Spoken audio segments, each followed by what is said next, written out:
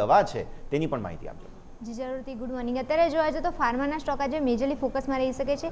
Majorly ડેન્ગ્યુથી વધતા જે રોગો છે જેના કારણે અત્યારે જોવા જઈએ તો ડેન્ગ્યુની રસી માટે મંજૂરી આપવામાં આવેલી છે અને સાથે જોવા જઈએ તો જાપાનની જે ટેકાડા ફાર્માસ્યુટિકલ કંપની જે છે એ મેજરલી આ દવાનો વિકાસ કરે છે અને એનું ઉત્પાદન ભારતમાં વધે એના માટે કંપની જોવા જઈએ તો ભાગીદારી કરવામાં આવી છે કંપની સાથે। અને આ જે દવા જે છે વેક્સિન જે છે એનું પણ તમે નજર કરશો તો અપ્રુવલ મળી ગયેલું છે, મંજૂરી મળી ગયેલી છે DCGI દ્વારા। એટલે મેજરલી જોવા તો એના કારણે ઘણા બધા સ્ટોક જેમ કે સન ફાર્મા છે, ગ્રીન ફાર્મા છે, એ બધા સ્ટોકમાં તમે નજર કરશો તો મોટું એક્શન ઇન ફ્યુચરમાં જોવા મળી શકે છે, કારણ કે આના કારણે જોવા જાઓ તો માર્કેટ પણ એક વાઇડ મળી શકે છે આ રસીના કારણે। સાથે જોવા જાઓ તો અત્યારે મેજરલી જોવા જાઓ તો 43 દેશોમાં આની મંજૂરી મળી ગયેલી છે ને એમાંથી અત્યારે આપણે કહી શકીએ કે આપણે ઇન્ડિયા પણ આમાં એક સામેલ છે।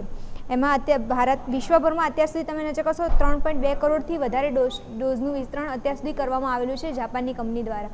અત્યારે હજુ પણ અગર માર્કેટ અહીંયા સારું થશે તો પછી એના કારણે અહીંયા પણ એક મોટું રેન્જ સારું મળી શકશે, જેના કારણે કંપનીની પ્રોફિટેબિલિટી પણ લાંબા ગાળે સુધરતી જોવા મળી શકે છે। તો આ મંજૂરીના કારણે મેજરલી જોવા જાય તો લાંબા ગાળે કંપનીને ફાયદો થતો જોવા મળી શકે છે અને મેજરલી આ મોન્સૂન પતશે પછી આની અસર થોડી જોવા મળી શકે છે। યસ, ઓકે, તો આ વ્યૂ અત્યારે ફિલહાલ ફાર્મા સ્ટોક્સ માટે અને એમાં પણ આજે ડેન્ગ્યુની દવા આવી છે બેઝિકલી તેને કારણે એક્શન।